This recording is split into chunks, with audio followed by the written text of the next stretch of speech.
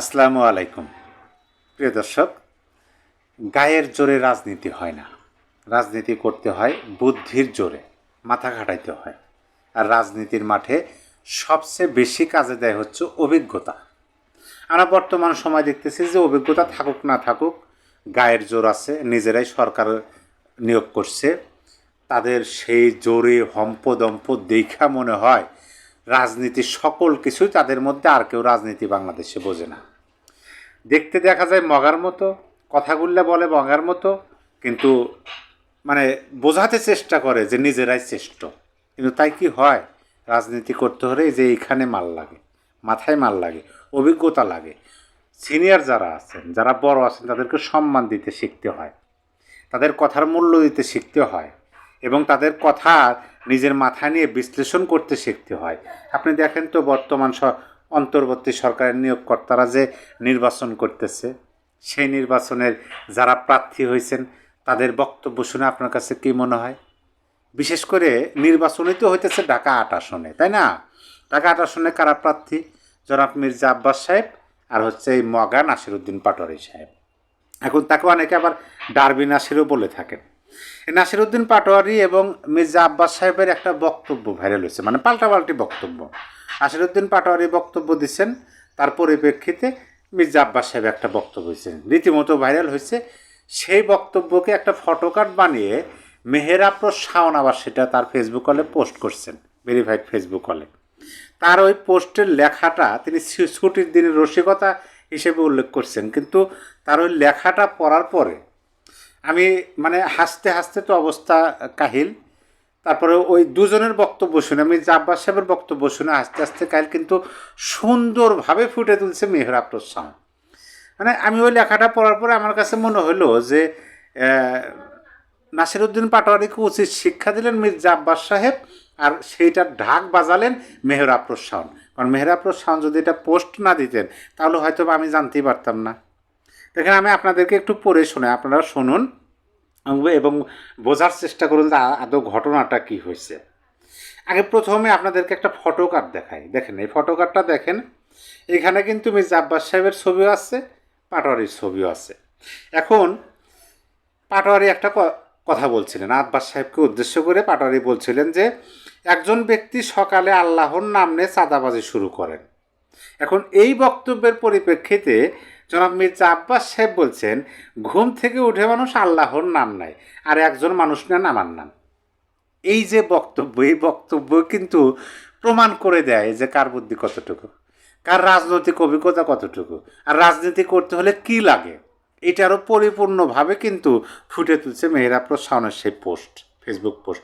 কিছু কথা ছোট্ট গল্প আকারে তিনি লিখছেন, সেটা পড়ে শোনাবো। তার আগে ছোট্ট করে আপনাদেরকে বলি, এই যে ঢাকা ৮ আসনের নির্বাচন, এই নির্বাচনে নাসিরুদ্দিন পাটোয়ারির পক্ষ থেকে আমরা কিন্তু ব্যাপকভাবে দেখছি যে খোঁচামূলক বক্তব্য দিতে, যাতে আব্বাস সাহেব একটু উত্তেজিত হয়ে উল্টাপাল্টা কিছু বলেন, সেইটাকে ইস্যু করে তারা একটা রাজনৈতিক সিম্প্যাথি যেন পান। এটা আমার কাছে মনে হয়েছে নাসিরুদ্দিনের বিভিন্ন ধরনের বক্তব্য শুনে একবারে বক্তব্য, কিন্তু আব্বাস সাহেব কিন্তু সেই ধরনের বক্তব্য দেন নাই।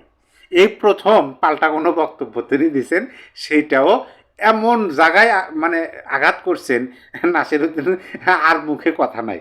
নাসিরুদ্দিন বলছেন একজন ব্যক্তি সকালে আল্লাহর নাম নিয়ে চাঁদাবাজি শুরু করেন। পাল্টা বক্তব্যে ঘুম থেকে উঠে মানুষ আল্লাহর নাম নেয়, আর একজন মানুষ নেয় আমার নাম। ঠিক না? একেবারে মিলে গেছে। এখন আমরা মেহরাপ্রস শাওনের সেই পোস্টে একটু পড়ি, আপনারা একটু ধৈর্য সহকারে শুনুন। তিনি লেখাটা শুরু করছেন এইভাবে: এনসিপি নেতারা গেছেন বিএনপি অফিসে বিএনপির চেয়ারম্যানের সাথে দেখা করতে। চেয়ারম্যানকে তারা জিজ্ঞাসা করলেন, ভাইয়া আপনারা এত বড় দল চালান কি করে? তিনি বললেন, আমাদের নেতাদের অভিজ্ঞতা ও বুদ্ধি দিয়ে। কী রকম? তখন আবার এনসিপির নেতারা চেয়ারম্যানকে জিজ্ঞেস করতে, কী রকম? তখন চেয়ারম্যান বলতেছে, এই যে দেখেন আমার পাশে বসে আছেন আমাদের স্ট্যান্ডিং কমিটির নেতা মির্জা আব্বাস সাহেব। আমি তাকে এখন প্রশ্ন করছি, বলেন তো মির্জা সাহেব, একটা ছেলে, সে আপনার বাবার ছেলে, সে আপনার মায়ের ছেলে, কিন্তু আপনার আর কোনো ভাই বোন নাই, ছেলেটা কে? এনসিপি নেতা এত কঠিন প্রশ্ন শুনে ভ্যাবাচাকা খেয়ে গেলেন। চেয়ারম্যানের পাশে বসা মির্জা আব্বাস সাহেব একটু ভেবে বললেন, ছেলেটা আমি। চেয়ারম্যান বললেন, দেখলেন তো আমার নেতারা কত বুদ্ধিমান। তারপরে এনসিপি নেতাদের মধ্যে ছিল নাসিরউদ্দিন পাটোয়ারি। পাটোয়ারি চিন্তা করলো নিজেদের দলের নেতাকর্মীদেরও এরকম পরীক্ষা নেওয়া দরকার। তারা বাংলা মোটরে এসে সব নেতাদের ডাকলো, ডেকে জিজ্ঞেস করলো, বলো দেখি, একটা ছেলে, সে তোমার বাবার ছেলে, সে তোমার মায়ের ছেলে, তোমার আর কোনো ভাই বোন নাই, ছেলেটা কে? পুরো মিটিং স্তব্ধ হয়ে গেল। এই কঠিন প্রশ্নের জবাব কারো কারো কারো জানা নাই। এই সময় সরোয়ার তুষার রুমে ঢুকলেন। তিনি আবার বেশ বিদ্বান হিসেবে পরিচিত। পাটোয়ারি তাকে বলল, আচ্ছা তুষার, তুমি বলো তো, একটা ছেলে, সে তোমার বাবার ছেলে, সে তোমার মায়ের ছেলে, তোমার কোনো ভাই বোন নাই, ছেলেটাকে? তুষার বললেন, আমি। পাটোয়ারি বলল, হয় নাই, ছেলেটা হলো মির্জা আব্বাস। নিচে হ্যাশট্যাগ দিয়ে রেখেছেন ছুটির দিনের রসিকতা। ছুটির দিনের রসিকতা হিসেবে তিনি দেখেন গল্পটা কত সুন্দর দিচ্ছেন। মানে এই গল্পটা, এই যে মির্জা আব্বাস সাহেবের বক্তব্যের সাথে এবং পাটোয়ারির বক্তব্যের সাথে যে তিনি সামঞ্জস্য রেখে দিচ্ছেন, মানে বাস্তবতায় তুলে ধরছেন যে তারা ভাবেটাকে এমনভাবে তারা মনে করে যে তারা মুখ দিয়ে যেইটা বলবে সেইটাই জাতি বিশ্বাস করবে, সেইটাই মেনে নেবে। একজন ব্যক্তিকে চান্দাবাজ, এইটা সেইটা, আল্লাহর নাম নিয়ে সকালবেলা চান্দাবাজি করতে বের হয়। এই বক্তব্যের পরিপ্রেক্ষিতে যখন আব্বাস সাহেব ওই বক্তব্য দিচ্ছেন যে ঘুম থেকে উঠে মানুষ নাই আল্লাহর নাম, আর এই ব্যক্তি নেয় আমার নাম, সেইটার সাথে মেহেরাপুর শাওনের সেই বক্তব্যটার মিল আছে না? আমি তো মনে করি মিল আছে। খুবই মানে রসিকতা করছেন। যাই হোক, ধন্যবাদ জানাই যে রসিকতা করছেন, ঠিক আছে, কিন্তু সত্য তো তুলে ধরছেন। বিষয় তো সত্য। এদের নাই কোনো অভিজ্ঞতা, এদের নাই কোনো পূর্বের রাজনৈতিক মানে ইতিহাস। এরা ছিলেন সাধারণ একজন শিক্ষার্থী, হঠাৎ করে একটা আন্দোলনের নেতৃত্ব দিচ্ছেন। নেতৃত্বে তাদের ফুলের টোকাও পড়ে নাই, যত কিছু হয়েছে সাধারণ শিক্ষার্থীদের উপর। তারা সামনের সারিতে থাকছেন, কিন্তু তাদের কোনো ক্ষয়ক্ষতির সম্মুখীন হওয়া লাগে নাই। তাদের উপকার হয়েছে। কী উপকার হয়েছে? বই ফোর নেতা হয়ে গেছেন, হঠাৎ করে নেতা হয়ে গেছেন। আগে চলতেন লোকাল ট্রেনে, খাইতেন হচ্ছে, মানে যাই হোক, আমি সেগুলা নিয়ে খোটামূলক কথা বলতে চাই না, কিন্তু ভাগ্যের পরিবর্তন এদেরই হয়েছে। এদের কিন্তু একটু ঠান্ডা মাথায় কাজ করা উচিত ছিল। এরকম সিনিয়র সিটিজেনদের মানে অকথ্য ভাষায় মিথ্যা ও অপতথ্য দিয়ে, মানে দেখেন মির্জা আব্বাস সাহেব রাজনৈতিক বিরোধিতা থাকতে পারে, কিন্তু তার যে আসন, সে আসনে কি নাসিরউদ্দিন কোনো কিছু? যা আবার আবার দেখবেন কি যে নাসিরউদ্দিনকে সমর্থন করেও অনেকে কথা বলার লোক আছে। কি সমর্থন?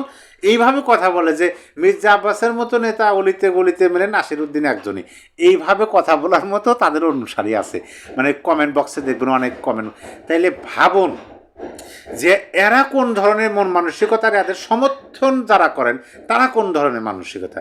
তবে আমার কাছে খুব ভালো লাগছে মির্জা আব্বাস সাহেবের প্রতি উত্তরটা, মানে সব পরিপূর্ণ বিষয়টাই আমার কাছে ভালো লাগছে। মেহেরাপুর শাওনের বিষয়টাও ভালো লাগছে।